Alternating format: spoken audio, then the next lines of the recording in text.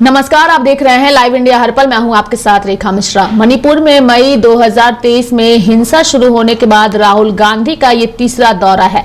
जनवरी 2024 में कांग्रेस के भारत जोड़ो न्याय यात्रा की शुरुआत भी राहुल गांधी ने मणिपुर के थोबल से की थी। मणिपुर के बाद वो न्याय यात्रा के साथ असम भी गए थे और 22 जनवरी को अयोध्या में हुए राम मंदिर उद्घाटन समारोह के दौरान भी वो असम में ही थे। असम में बाढ़ पीड़ितों से मुलाकात के बाद वो मणिपुर पहुंचे हैं। उससे पहले राहुल गांधी यूपी के हाथरस में भगदड़ में मारे गए लोगों के परिजनों से मिले और गुजरात में भी अलग अलग हादसों के पीड़ितों और उनके परिवारजनों से मिले।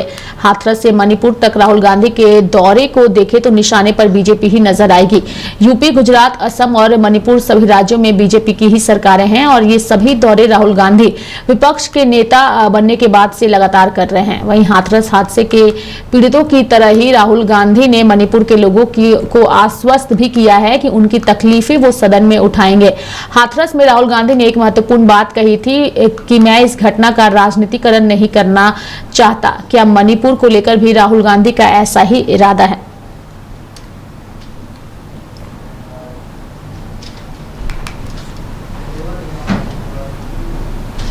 वहीं राहुल गांधी के मणिपुर दौरे के बाद से सत्ता पक्ष और विपक्ष के नेताओं की प्रतिक्रिया जो है वो सामने आ रही है। ऐसे में जयपुर में कांग्रेस सांसद और लोकसभा में नेता प्रतिपक्ष राहुल गांधी के मणिपुर दौरे को लेकर के भाजपा नेताओं के बयान पर राजस्थान कांग्रेस प्रभारी सुखजिंदर सिंह रंधावा ने कहा है कि मणिपुर और हाथरस की पश्चिम बंगाल से तुलना नहीं करनी चाहिए।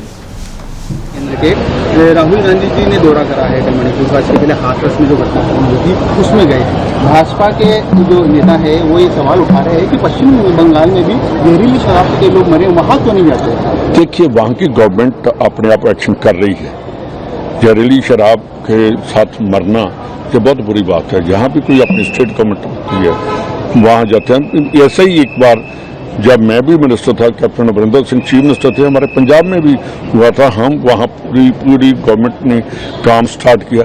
मणिपुर और हाथरस को इसके साथ कंपैरिजन नहीं करना चाहिए। वहाँ की गवर्नमेंट वेस्ट बंगाल की एक्शन किया।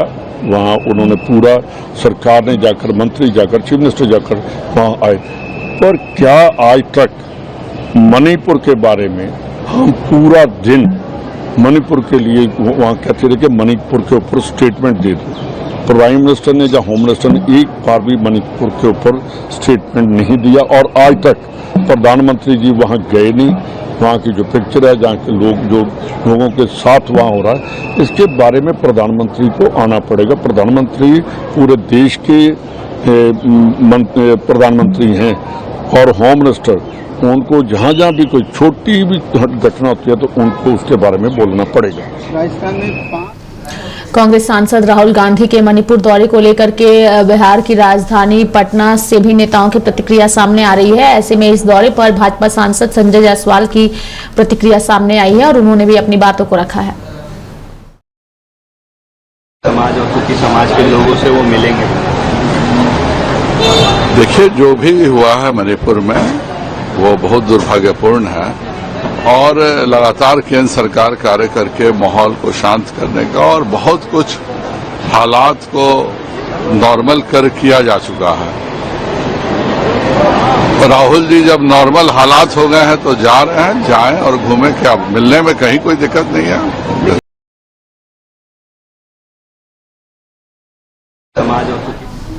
वहीं पूंछ के कठुआ में भारतीय सेना के काफिले पर आतंकवादियों के हमले को लेकर के अब आम से लेकर खास हर किसी की प्रतिक्रिया सामने आ रही है और सभी इस आतंकवादियों की घटना की निंदा करते हुए जो है वो अपनी बातों को रखते नजर आ रहे हैं। ऐसे में नेशनल कॉन्फ्रेंस के अध्यक्ष डॉक्टर फारूक अब्दुल्ला की भी प्रतिक्रिया इस घटना पर आई है। विश्व के स्टेट के अंदर पिछले 3, 4, 5 रोज से काफी देखा रात शहीद हो गए। टेररिज्म किसी को मदद नहीं करेगी। अगर वो मुल्क जो इनको भेज रहा है, हमारा पड़ोसी, और ये समझता है कि इससे वो यहाँ की तब्दीली लाएगा, वो नहीं होगा। ये फेल हो जाएंगे। आज 5 जवानों ने शहादत दे दी है, 5 सीरियसली अस्पताल में है। क्या इससे बॉर्डर बदलेगा? क्या इससे, बल्कि इससे तो मुझे डर ये है कि कहीं हमारे लोगों का वो लावा इतना बढ़ जाए कि हम लोगों को लड़ाई पे आने पड़ा। उनको ये देखना चाहिए, पहले ही वो बर्बाद हो गए हैं और लड़ाई दोनों मुल्कों के लिए तबाही ही लाएगा, कुछ और नहीं लाएगा। तो इसको बंद करें, मेहरबानी करके इस टेररिज्म को बंद करें। ये सारी दुनिया में इसकी निंदा हो रही है कि ये जो कर रहे हैं ये गलत है, और कोई भी मुल्क आज दुनिया में इसको कबूल करने के लिए तैयार नहीं है। सब इसके खिलाफ है, और जो ये कर रहे हैं उसे क्या हो क्या रहा है, इनको मिलेगा क्या, क्या मिलेगा? उन जवानों के घरों में मातम होगा आज, और वो कह रहे होंगे कि आप क्यों बैठे हो और कुछ कर नहीं रहे हो। ये उनको देखना चाहिए। अगर वो चाहते हैं कि इस हद तक जाए तो फिर उनको तैयार रहना चाहिए कि फिर वो रुकेगा नहीं। जो अभी कार्रवाई जो ये टेररिज्म है ये उनको तबाह कर देगा, बर्बाद कर देगा, कुछ नहीं रखेगा। पिछले दिनों पीएम पाकिस्तान का ये शरीफ साहब ये बोल रहा था कि ठीक है भाई, उसकी काबीना के कुछ लोग कि हमें एक बातचीत का रास्ता जो है वो बातचीत का रास्ता करना चाहिए, लेकिन बातचीत का रास्ता तब होगा जब ये बंद होगा। दूसरी तब तरफ तक कैसे बातचीत होगी? हम तो चाहते हैं कि बातचीत हो, मगर बातचीत दोनों चीजें इकट्ठे नहीं चल सकती। वक्त आ गया है कि जब हमें अगर दोस्ती चाहिए तो दोस्ती के लिए वो राह बनानी है, और टेररिज्म उस राह की तरफ नहीं है। इसको बंद करना चाहिए और उनको इसके लिए सख्त कदम उठाने चाहिए। आपकी क्या सहानुभूति है जो जवान शहीद हुए हैं इस देश के लिए, जो टेररिस्ट आज ही नहीं, साल से हमारे जवान शहादत दे रहे हैं। ये तो हमें तो अफसोस है कि ये बंद होना चाहिए। क्या वो चाहते हैं कि उनके घरों पे भी मातम आए?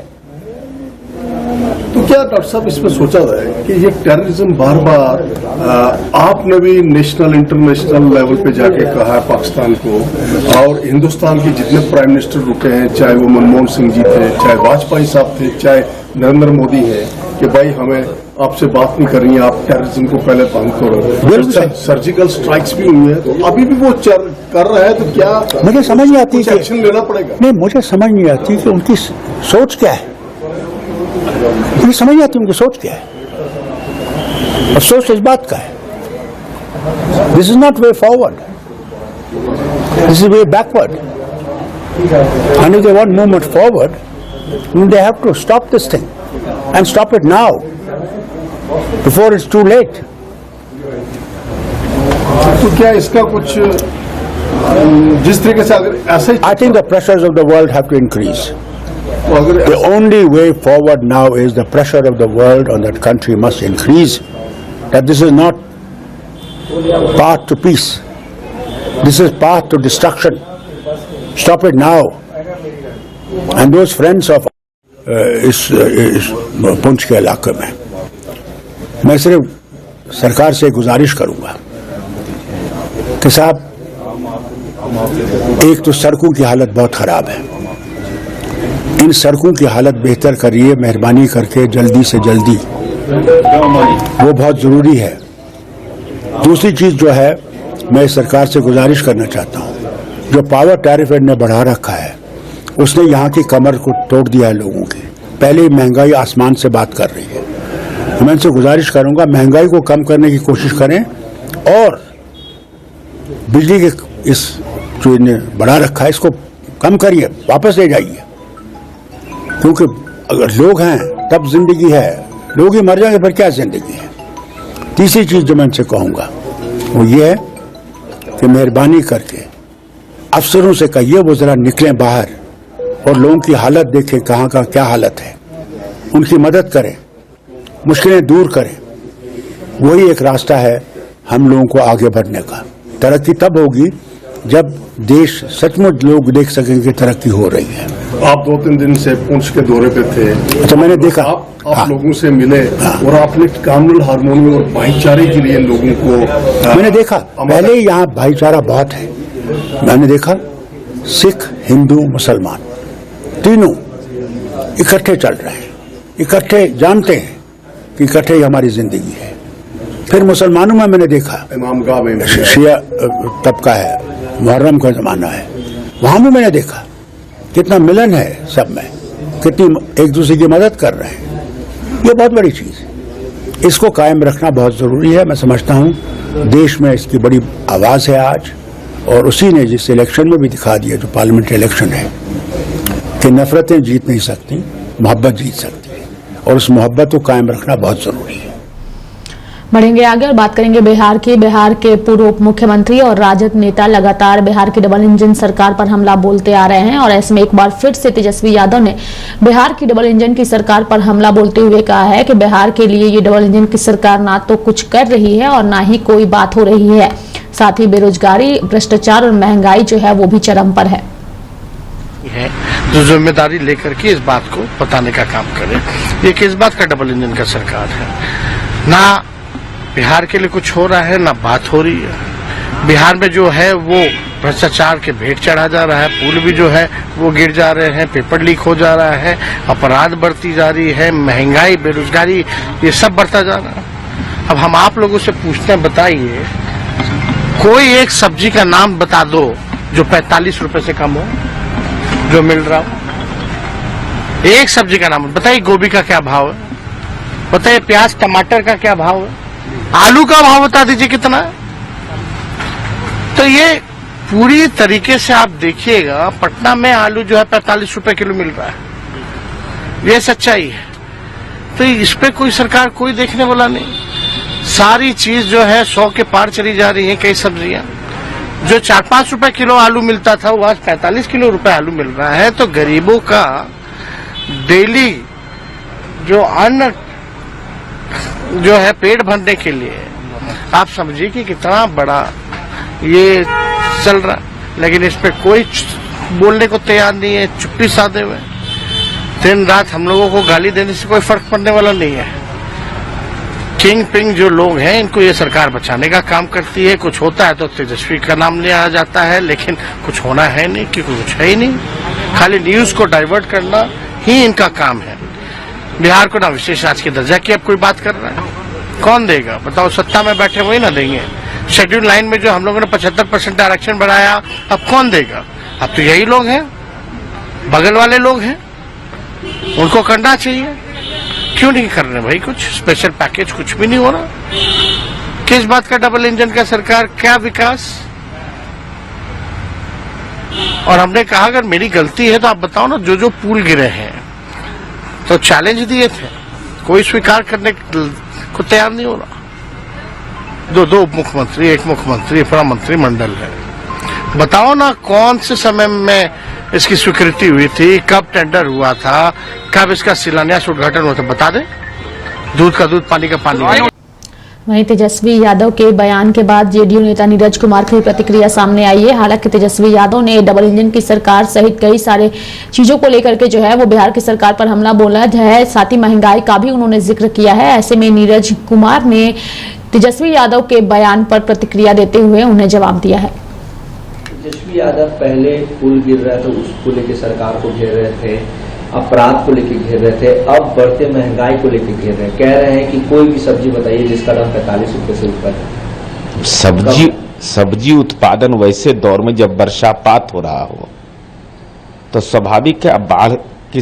बाढ़ की स्थिति भी है विभिन्न जगहों पर, दियारा के इलाके डूब गए हैं, तो सब्जियों के दाम तो बढ़ेंगे, इससे कोई इनकार नहीं कर सकता है। लेकिन आपको अंतर क्या पड़ता है इसको पटना में 43 बीघा 12 कट्ठा 16 दूर जमीन हो, तो आप तो सब्जी उत्पादन करिए, गरीब लोगों को दान में दीजिए। आप पर क्या असर सब्जी के महंगाई का पड़ेगा? सब्जी जैसे एक महत्वपूर्ण जो खाद्य पदार्थ है, इसकी चुनौती जनता जानती है कि चूंकि प्रकृति में जो बदलाव आया, मानसून आने के बाद महंगाई इसमें बढ़ती है, इसको स्वीकार करने में कहीं दिक्कत नहीं है। लेकिन उसका आपको भाजन बनिएगा, यह आपके जैसे राजनीतिक जमीन। बढ़ेंगे आगे और बात करेंगे रूस के मॉस्को की, जहां प्रधानमंत्री नरेंद्र मोदी फिलहाल मौजूद हैं, और ऐसे में वहां के लोगों का प्यार और स्नेह देखकर पीएम मोदी काफी खुश हुए हैं। और ऐसे में भारतीय समुदाय को संबोधित करते हुए प्रधानमंत्री नरेंद्र मोदी ने उन्हें धन्यवाद देते हुए उनके समक्ष अपनी बातों को रखा। प्रेम आपका ये स्नेह, आपने यहां आने के लिए समय निकाला, मैं आपका बहुत बहुत आभारी हूं। मैं अकेला नहीं आया हूं, मैं मेरे साथ बहुत कुछ लेकर के आया हूं।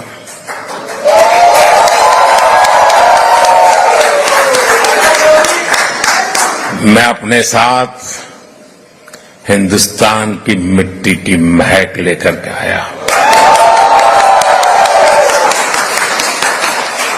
मैं अपने साथ 140 करोड़ देशवासियों का प्यार लेकर के आया हूं। वहीं मॉस्को में संबोधित करते हुए भारतीय समुदाय को प्रधानमंत्री नरेंद्र मोदी ने कहा कि आज ही के दिन यानी कि 9 जून को मैंने तीसरी बार भारत के प्रधानमंत्री के तौर पर शपथ लिया था और आज उस दिन के एक महीना जो है वो हो गया है और आज 9 जुलाई है और आज ही के दिन मैंने प्रण लिया था कि देश के विकास के तौर पर अपना जीवन जो है वो पूरी तरीके से लगा दूंगा। आज 9 जुलाई है और आज के ही दिन मुझे शपथ लिए पूरा 1 महीना हुआ है।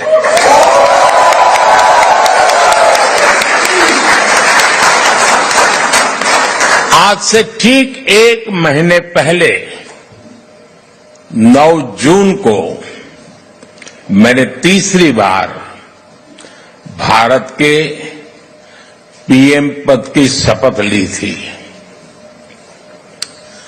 और उसी दिन मैंने एक प्रण किया था। मैंने प्रण किया था कि अपने तीसरे टर्म में मैं 3 गुनी ताकत से काम करूंगा।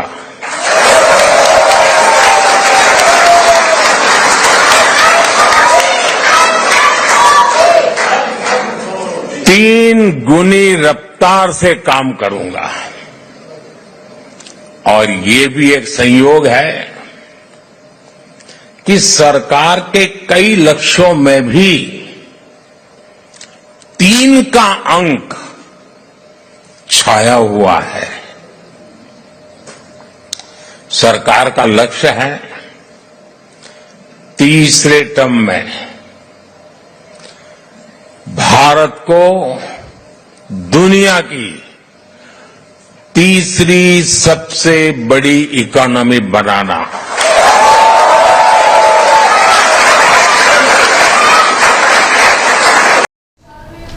तो मेरे साथ इस बुलेटिन में इतना ही। आप देखते रहिए लाइव इंडिया हर पल। नमस्कार।